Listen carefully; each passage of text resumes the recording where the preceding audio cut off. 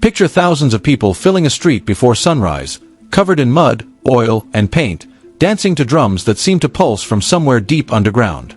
Then picture those same streets 12 hours later, transformed into a blazing river of color, feathers, jewels, and music so loud it lives in your chest. This is Caribbean Carnival. And it is not just a party. It is one of the most powerful acts of cultural survival and human joy the modern world has to offer. Today we are going inside Caribbean Carnival, its birth, its meaning, and why 2 million people show up every year to experience what many call the greatest celebration on earth. Part 1. How Carnival Began. Rebellion in Costume. Historians trace Caribbean Carnival back to the late 18th century in Trinidad and Tobago, but its true roots go far deeper than any date on a calendar. When French plantation owners settled Trinidad, they brought with them Catholic pre-Lenten masquerade traditions, elaborate balls, extravagant parties, and costume celebrations that enslaved Africans were strictly forbidden from attending. Their response was defiant and creative. They gathered in the sugarcane fields, burned the cane, a powerful act of resistance against the crop that had enslaved them, and used drums, sticks, and percussion to perform music drawn from their African heritage. This ritual was called canbrûlis, meaning burning cane in French. It later became known as canballet. It was rebellion dressed as celebration, protest expressed through rhythm and costume. After emancipation in 1838, formerly enslaved people took to the streets openly and combined their African traditions with the European masquerade culture of their former oppressors, but this time with fierce pride and pointed irreverence. They dressed in the elaborate gowns of plantation owners, parodied the ruling class in elaborate costume, and turned the act of disguise into a profound declaration of freedom. The Moss tradition was born. As one Caribbean cultural historian has noted, Carnival was born from the seeds of revolution and rebellion. When British colonial authorities tried to ban the drums and stick fighting in 1881, the resulting canballet riots demonstrated that Caribbean people would not surrender their culture. Band instruments were replaced with bamboo sticks, then with oil drums and frying pans, and from those improvised instruments emerged the steel pan, now one of the most celebrated and distinctive musical instruments on earth. Part 2. Juve, the soul of Carnival. Before the glitter and the feathers, before the parade floats and the sequined costumes, Carnival begins with Juve. The word comes from the French for break of day, and Juve kicks off in the darkness before sunrise on Carnival Monday. This is where the real Carnival lives, raw, earthy, unfiltered, and ancient. Revelers cover themselves in mud, oil, chocolate, or brightly colored powders and take to the street in the pre-dawn dark, dancing to the bone-deep rhythms of Soca and Calypso. Characters emerge from deep tradition: the Jab Jab, the Devil Moss, painted black or red, dragging chains, the Midnight Robber with his elaborate theatrical monologue, the Moko Jumbi on 9-foot stilts towering above the crowd. These are not just costumes. They are living theater carrying over 300 years of cultural memory. Juve is, in its deepest sense, an act of remembrance. Participants smearing themselves in mud and paint are echoing their ancestors, reclaiming their bodies, their identity, their freedom.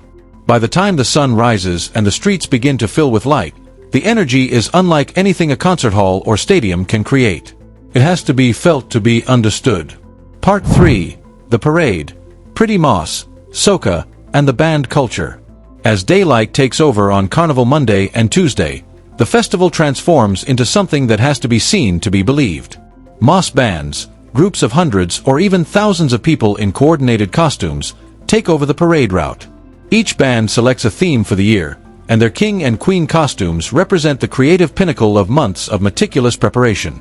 Feathers, crystals, beadwork, wire structures, and hand-sewn fabrics come together in designs that are simultaneously high art and breathtaking spectacle. The soundtrack of Carnival Road is Soca, the genre born from a fusion of calypso and soul in the 1970s. Soca trucks move through the streets, each one a mobile stage with live performers and speakers powerful enough to be felt in your chest from 200 meters away. Artists like Marshall Montano, Bungie Garlin, and Fayen Lyons are the voices of the modern Carnival Road, performers whose annual releases are debated and analyzed by fans for months before Carnival season even begins. The band launch culture that takes place in the weeks and months preceding Carnival is itself a major event. Thousands gather to see the year's designs unveiled, to hear the new Soca anthems, and to claim their costume for the road.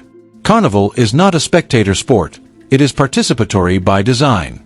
The experience of moving through the streets with your band, surrounded by music and color and thousands of strangers who have temporarily become your community, is a sacred rite for those who know it. Part 4. Carnival spreads from Trinidad to the world. Trinidad Carnival did not stay in Trinidad. Wherever Caribbean people migrated, they carried their culture, and Carnival traveled with them.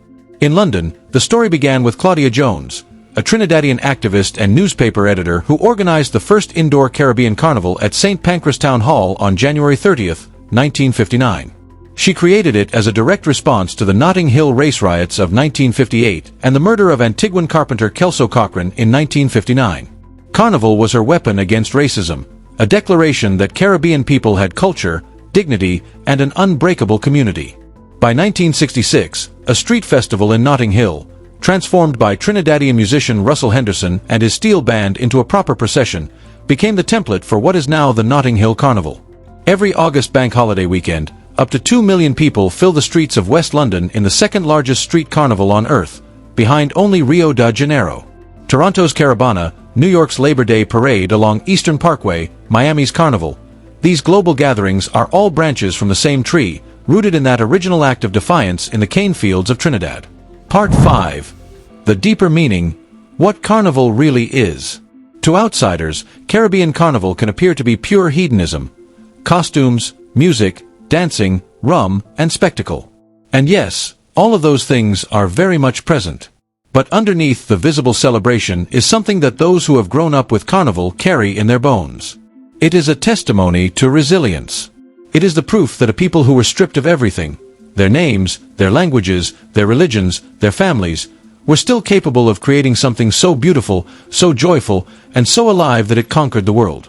National Geographic has described Carnival as a testimony to resilience and the ability to find joy through the most difficult times. Every generation of Caribbean people who has participated in Carnival has carried that testimony forward.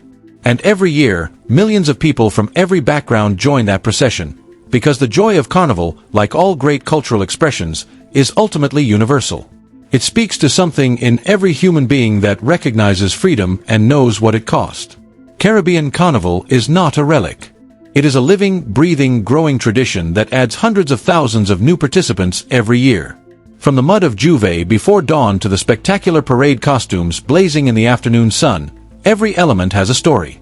Every costume carries history. Every beat is a drum that has been beating for over 300 years. And if you ever get the opportunity to experience it firsthand, do not hesitate. Go.